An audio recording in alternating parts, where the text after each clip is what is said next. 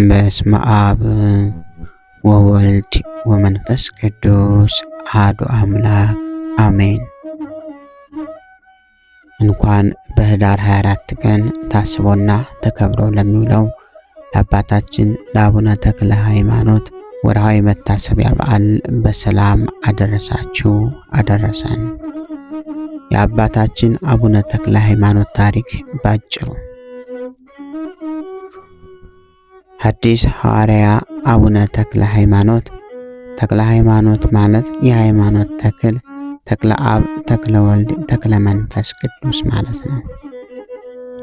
እግዚአብሔር አምላካችን ለኢትዮጵያ ሐዲስ ሐዋርያ አድርጎ የመረጣቸው ጻድቁ አባታችን ተክለ ሃይማኖት በሊቀ መላእክት በቅዱስ ሚካኤል አብሳሪነት ከአባታቸው ከካህኑ ጸጋ ዘአብና ከእናታቸው ከቅድስት እግዚአርያ መጋቢት 24 ቀን ተጸንሰው ታኅሳስ 24 ቀን በ1197 ዓመተ ምህረት ተወለዱ።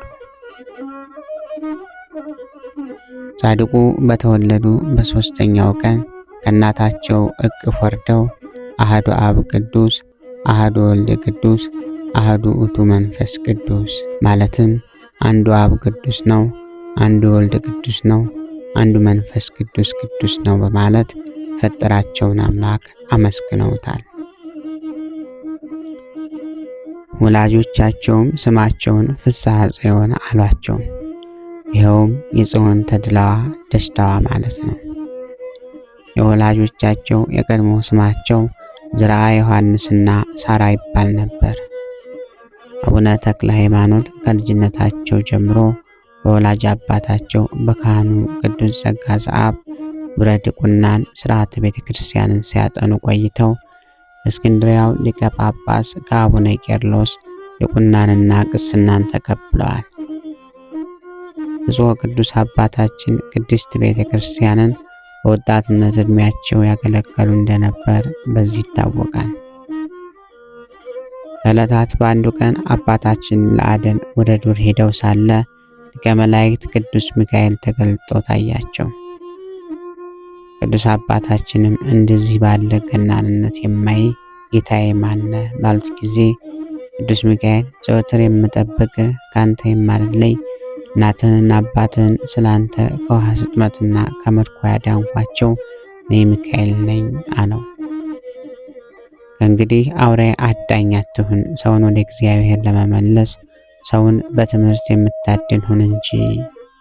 እነሆ እግዚአብሔር ጽኑ ስልጣን ሰጥቶሃልና ሙት ታስነሳለህ፣ ድውያንን ትፈውሳለህ፣ አጋንንትንም አንተን በመፍራት ይሸሻሉ። ስምህ ፍስሐ ጽዮን አይሁን ተክለ ሃይማኖት እንጂ አለው። ትርጓሜውም ተክለ አብ፣ ተክለ ወልድ፣ ተክለ መንፈስ ቅዱስ ማለት ነው አላቸው። ቅዱስ ሚካኤል ይህን ሲነግራቸው ጌታችን በሥጋ ከደቀ መዛሙርቱ ጋር እንደነበረ ሆኖ መልከ መልካም ጎልማሳ መስሎ ታያቸው። ጌታችንም ወዳጅ እንዴት ሰነበት ቸር አለህን አላቸው። አቡነ ተክለ ሃይማኖትም ጌታዬ ሆይ አንተ ማነህ ብለው ሲጠይቁት ጌታችንም እኔ የዓለም መድኃኒት ኢየሱስ ነኝ፣ በእናትህ ማኅፀን ፈጥሬ ያከበርኩ እኔ ነኝ። በተወለድክ ጊዜ በሦስተኛው ቀን አሐዱ አብ ቅዱስ፣ አሐዱ ወልድ ቅዱስ፣ አሐዱ ውእቱ መንፈስ ቅዱስ ብለህ ታመሰግነኝ ዘንድ የምስጋና ሀብት ያሳደርኩብህ እኔ ነኝ። በረሃብ ዘመን በቤት የሚያሻው ምግብ ሁሉ ቅቤው፣ የስንዴው ዱቄት በእናት በአባት ቤት ይመላ ዘንድ በእጅህ ሀብተ በረከትን ያሳደርኩብህ እኔ ነኝ። ያንን ሰው አንተን በተጣላ ጊዜ በነፋስ አውታር የሰቀልኩት በመዓት ጨንገር የገረፍኩት እኔ ነኝ። ውሃ ጠምቶ በለመንከ ጊዜ ከደረቀ መሬት የጣፈጠ ውሃ ያመነጨሁልህ እኔ ነኝ። ከልጅነትህ ጀምሮ እስከ ዛሬ ድረስ ብዙ ተአምራት እያደረኩ በአንተ እጅ የታመሙትን ያዳንኳቸው እኔ ነኝ። ወደፊትም አደርግልሃለሁ አላቸው። ይህንንም ብሎ በእጆቹ ባረካቸውና ንሥሐ መንፈስ ቅዱስ ብሎ የሹመት ሀብት አሳድሮባቸው ዳግመኛም በምድር ያሰርከው በሰማይ የታሰረ ይሁን፣ በምድርም የፈታኸው በሰማይ የተፈታ ይሁን። አንተን የሰማ እኔም መስማቱ ነው፣ የላከኝን አባቴንም መስማቱ ነው። አንተን እምቢ ያለ እኔን እምቢ ማለት ነው። የላከኝን አባቴም እምቢ ማለቱ ነው። ይህ ስልጣን ቀድሞ ለሐዋርያት ሰጥቻቸው ነበር አላቸው። ከሐዋርያትም ሹመት የተቀበሉ ጳጳሱ ትሾምና ትሽር፣ ትተክልና ትነቅል ዘንድ ስልጣንን ሰጠ። ይህንም ያደረግኩ የጳጳሱን ቃል በመናቅ አይደለም፣ የፍቅሬን ጽናት በአንተ ገልጽ ዘንድ ነው እንጂ። ሐዋርያት ወዳልደረሱባት ሕዝብ በመምህርነት ልክህ ዘንድ በሚካኤል ቃል አዲስ ስም አወጣሁልህ። አንተም በማንኛውም ሥራ ከእነርሱ አታንስም፣ አዲስ ሐዋርያ አድርጌሃለሁና።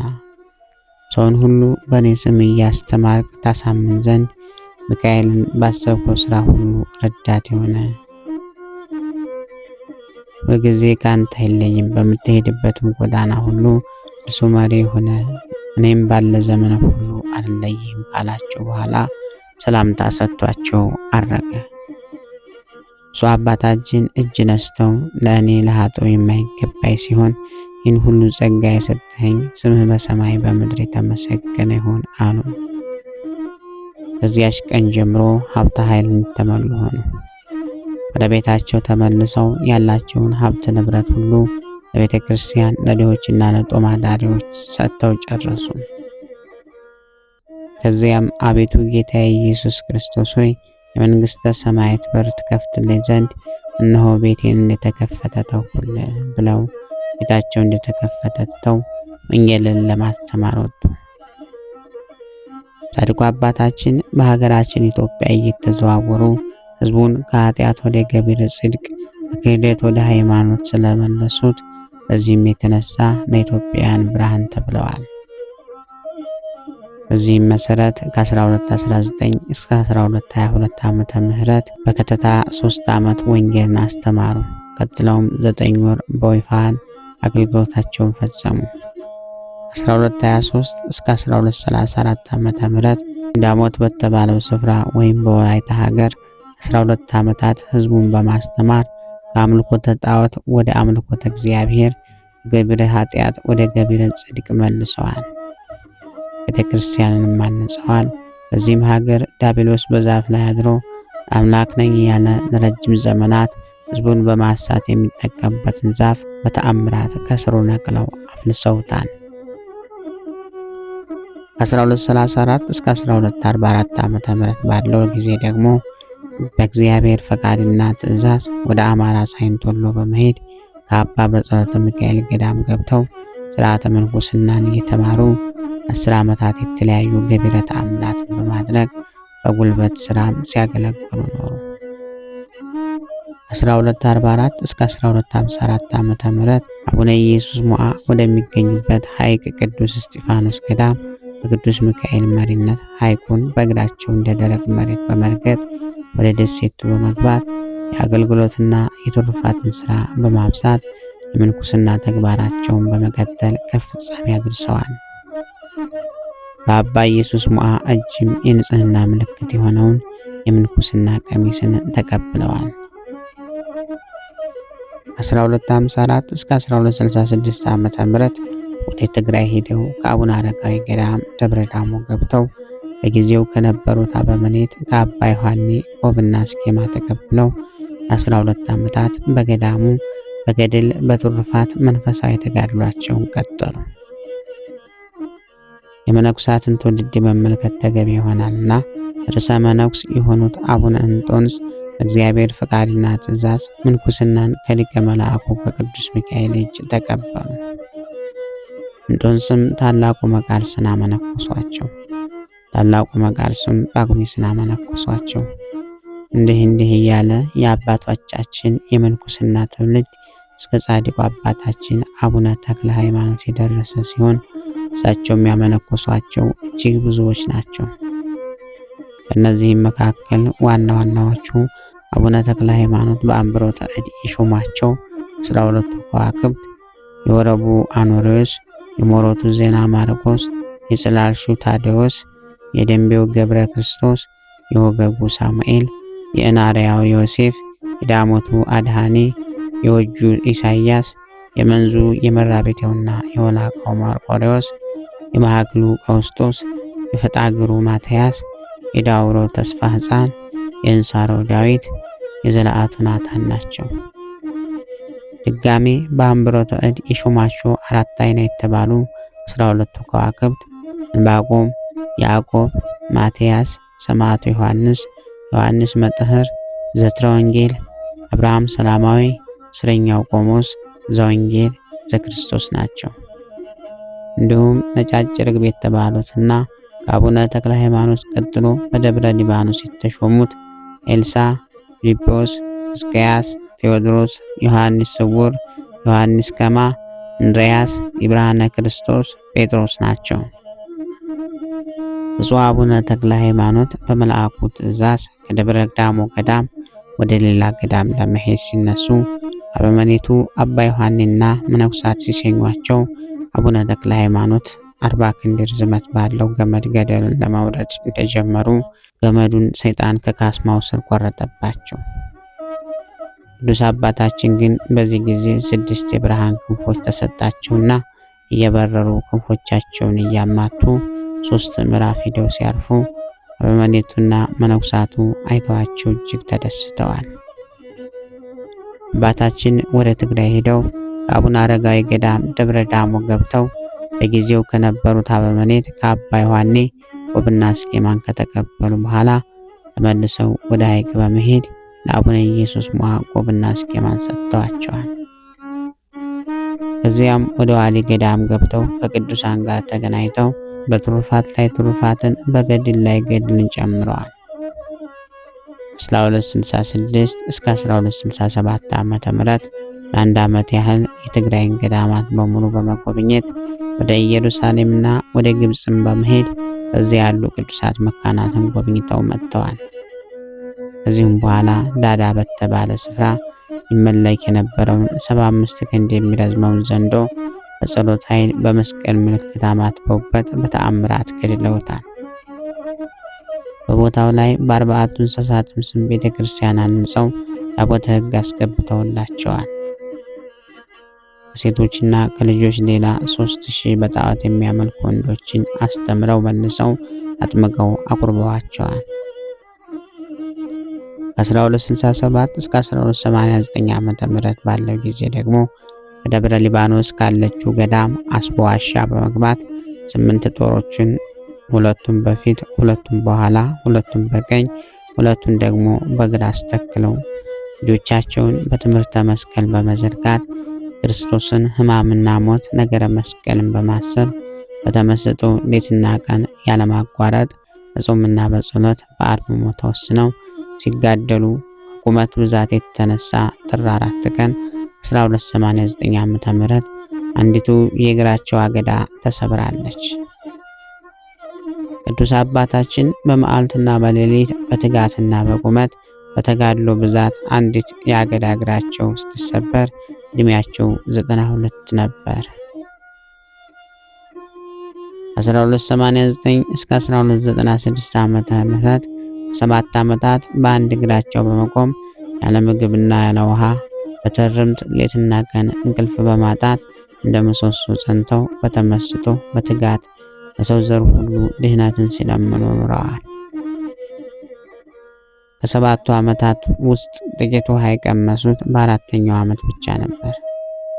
በዚህ ጊዜ ውስጥ ጌታችን ተገልጦላቸው በሰው አእምሮ ሊታሰብና ሊለካ የማይችል ትልቅና ልዩ የመንግስት አዳራሽ ከሰጣቸው በኋላ የመለኮትን ነገር የሚናገር የእሳት አንደበት ያላቸው የመንግስት ልብስ አለበሳቸው።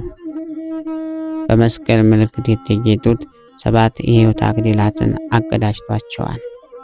ይኸውም ስለ ቀናች ሃይማኖትን ለማስተማር መላዋን ኢትዮጵያን ስለመዞረ ከአረማውያን ሕዝብ ጋር በሃይማኖት ስትታገል ደምን ስለማፍሰስ ወደ ኢየሩሳሌም ወርደ ለየልዩ የቅዱሳንን ቦታዎች ስለመሳለም በ7 ዓመታት ቁመት የአንዱ አገዳ እግር ስለመሰበሩ ስለ ብዙ ጾምና ጸሎት ስግደት ስለ ልብ ንጽህናና ቅድስና በማለት የሕይወት አክሊላትን ካቀዳጃቸው በኋላ ዝክራቸውን በማዘከር መታሰቢያቸውን የሚያደርጉ ሁሉ በዚህ ዓለምም ሆነ በወዳኛው ዓለም ፍጹም ዋጋና ፍጹም ክብር እንደሚሰጣቸው ጌታችን ታላቅ ቃል ኪዳን ገብቶላቸዋል። ስጋቸውም ወዴት እንደሚቀበር ሲነግራቸው እስከ 57 ዓመት ድረስ ስጋ ከዚህ ይቀበራል። ከ57 ዓመት በኋላ ግን ይህች ዋሻ ትናዳለች። በዚህም ገዳም አደባባይ በስም ታላቅ ቤተክርስቲያን ልጆች ሰርተው ስጋህን አፍልሰው በውስጡ ያኖራሉ አላቸው። በመጨረሻም አባታችን 10 ቀናት ያህል በተስቦ ሕመም ቆይተው ፈጣሪያቸው የገባላቸውን ቃል ኪዳን ለመነኩሳት መንፈሳዊ ልጆቻቸው ከነገሯቸው በኋላ ነሐሴ 4 ቀን በታላቅ ክብር አርፈዋል። አቡነ ተክለ ሃይማኖት ቅድስት ነፍሳቸውን ከቅድስት ስጋቸው ተለይታ ከመውጣቷ በፊት ልጆቻቸውን ሁሉ እየባረኩ ሲሰናበቷቸው በመሃል አንዲት ሴት አባታችን በቃለው የታሰሩ እንዳሉ ይፍቱ ስትላቸው እሳቸውም ከሰው እስከ እንስሳ ድረስ የታሰሩ የዱር አራዊትንም ሁሉ የተፈቱ ይሆኑ አሉ። በዚህም ጊዜ የዱር አራዊትና አዕዋፋት በአባታችን ቃል ግዝት ከታሰሩ 18 ዓመት በኋላ ተፈቱ። ይህችም መነኩሴት ልትራቀቅ ወዳ ለእኛም ለእነርሱም ብዙ ድካም አመጣች። ይህንን ተናግራ አራዊቱን ከስራታቸው ስታስፈታ በዚያ የነበሩ ሁሉ ደንግጠው ከፍርሃታቸው የተነሳ ወደ ውጭ ወጡ። አስቀድሞም አራዊቱ በብፁዕ አባታችን የተወገዙበት ምክንያት ደቀ መዛሙርቶቻቸው ለዕለት ምግብ ጥቂት የእርሻ ስራን በመስራት አተር ዘርተው ጎመን ተክለው ሳለ በወቅቱ ደብረ አስቦ ገና ምድረ በዳ ነበረችና እንደ ሽኮኮ፣ ጦጣ፣ ዝንጀሮ፣ ጃርትና ሌሎችም አትክልትን የሚያጠፉ ሁሉ የዘሩትን የተከሉትን እያበላሹ አስቸግሯቸው።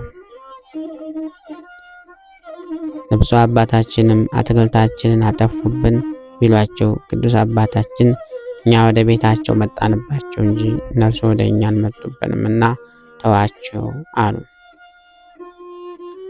እንደኛም ስጋውያን ደማውያን ናቸውና ተዋቸው፣ አንክፋቸው አሏቸው። እየቆዩ ግን አውሬዎች እየበረቱባቸው ከልካቸው አለፉ። በአንዲት ቀን ቅዱስ አባታችን ሲመለከቱ አንድ ግመል ዝንጀሮ መጥቶ የመበለቲቱን እጅ ይዞ የያዘችውን ነጥቆ ወሰደባት። በኃይልም ስለደበደባት ጮኸችና መነኩሳቱ ደርሰው አስጣሏት። ቅዱስ አባታችንም ይህንን የዝንጀሮ ግፍ ከተመለከቱ በኋላ በዚህ ምድረ በዳ ያላችሁ አራዊት ሁላችሁ ቅዱሳን የደከሙበትን ገንዘባቸውን እንዳትዳፈሩ ከወሰኑላቸው ከልካቸው አልፋችኋልና እኔ በማገለግለው በእግዚአብሔር ቃል የታሰራችሁ ሁኑ ብለው አወገዟቸው። በዚህም ቀን ጀምሮ አዕዋፍና አራዊቱ ታሰሩ ሆነው አህዮች ከጅብ ጋር በዱር ያድሩ ጀመር። አዝመራውንም የሚጠብቅ የለም ነበር። በዕለተ ዕረፍታቸው ግን ያቺ ችኩል መነኩሴት አባታችን በቃሉ የታሰሩ እንዳሉ ይፍቱ ስትላቸው አባታችን ለአራዊቱ ግዝታቸውን አንስተውላቸዋል። እሳቸውም ካረፉ በኋላ በበነገታው ልጆቻቸው አዝመራውን ቢመለከቱ አራዊቱ የዘሩትን ሁሉ በልተው ጨርሰውት ነበርና ያገኙት አንዳች ነገር አልነበረም። አህዮቹና ላሞችም በቀን በጅቦች ተበልተው ተገኙ። ጻድቁ አቡነ ተክለ ሃይማኖት በደቀ መዛሙርቶቻቸው አስቀድመው ልጆች ሆይ ሁሉም የመነኮሰ መንግሥተ ሰማያት ይገባል ማለት አይደለም፣ ዓለምን በሚገባ የናቀ ብቻ ይገባል እንጂ መጀመሪያ የእግዚአብሔርን ጽድቁን ብቻ ፈልጎ ጾምና ጸሎትን አዘውትሩ፣ እርስ በርሳችሁ ተዋደዱ፣ ትእዛዛቱንም አጥብቃችሁ ጠብቁ እያሉ ከመከሯቸው በኋላ ስለ ራሳቸውም ሲናገሩ ለዓለም ጨው ለራሴ አልጫ ሆንኩ፣ ለዓለም ብርሃን ለራሴ ጨለማ ሆንኩ፣ ከእውነተኛው ዳኛ ከጌታዬ ፊት ስቆም ምን እመልሳለሁ እያሉ በፍጹም ትሕትናና በልዩ መንፈሳዊ ተመስጦ ይጸልዩ ነበርና። አሁንም አባታችን የከበረች ቅድስት ነፍሳቸው ከስጋቸው ሳትለይና ይህንን ዓለም ከስጋ ከመለየታቸው በፊት የሚከተለውን የሃይማኖት ኑዛዜ አውርሰውናል። ልጆቼ አታልቅሱ፣ ነገር ግን የሽማግሌውን የአባታችሁን ቃል ስሙ።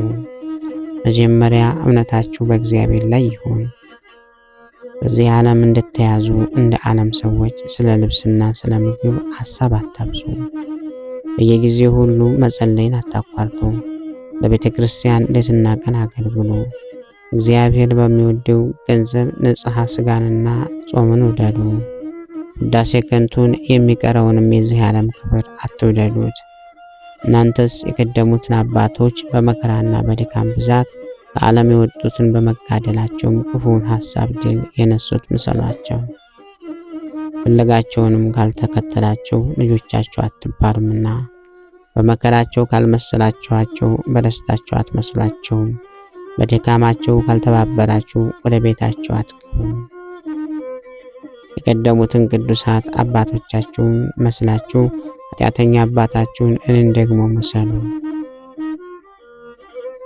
ስለ ትሕርምቱም በመብል በመጠጥ ልባችሁ እንዳይከብድ ሥጋ ከመብላትና ጠጅ ከመጠጣት ተጠበቁ። ለመመካትም በዓለማዊ ልብስ አታይጡ፣ የመላእክት አስኬማ ከዓለማዊ ሥራ ጋር አይስማማምና። ዓለምንም በዓለም ላይ ያለውን ሁሉ አትውደዱ፣ ዓለሙም ፈቃዱም ኃላፊ ነውና። የእግዚአብሔርን ፈቃድ የሚያደርግ ግን ለዘለዓለም ይኖራል።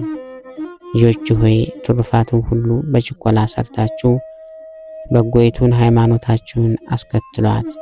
ለነፍሳችሁ እንጂ ለሆዳችሁ አትገዙ። ሁላችሁ ወንድማማች ሁኑ፣ እርስ በርሳችሁም ተፋቀሩ። በመንፈስ ቅዱስ የሚገኝ ፍቅር ኃጢአትን ያጠፋልና የነፍስና የሥጋን ርኩሰት ያነጻልና። ይህንንም ብትጠብቁ በእውነት ልጆቼ ናችሁ፣ የሕይወትንም ፍሬ የምታፈሩ ትሆናላችሁ። ወደ እግዚአብሔር ፊት በክብር ትደርሳላችሁ። ልጆች ሆይ ሰላም ለእናንተ ይሁን አሉ። አባታችን ይህንንና ይህን የመሳሰሉ በጎ የነፍስ ስንቅ ለልጆቻቸው ከመከሯቸው በኋላ ቅድስት ነፍሳቸው ከሥጋቸው ተለየች። መድኃኔ ዓለም ክርስቶስ ከቅድስት ድንግል ማርያም እናትና ከቅዱሳን መላእክት ጋር ተገልጾ ቅድስት ነፍሳቸውን ንጽሕት ነፍስ ሆይ ወደ እኔ ነይ በማለት በክቡራን እጆቹ አቅፎ ሳማት። ቅዱሳን መላእክቱ የጻድቅ ሰው ሞቱ በእግዚአብሔር ፊት ክቡር ነው እያሉ በታላቅ ዝማሬ ላይ ካሳረጓት በኋላ በሥላሴ መንበር ፊት ሰገደች። ወስቴውም አስቀድማ በሕይወተ ሥጋ ሳለች ወዳየችው የዘላለም ርስቱ አስገቧት።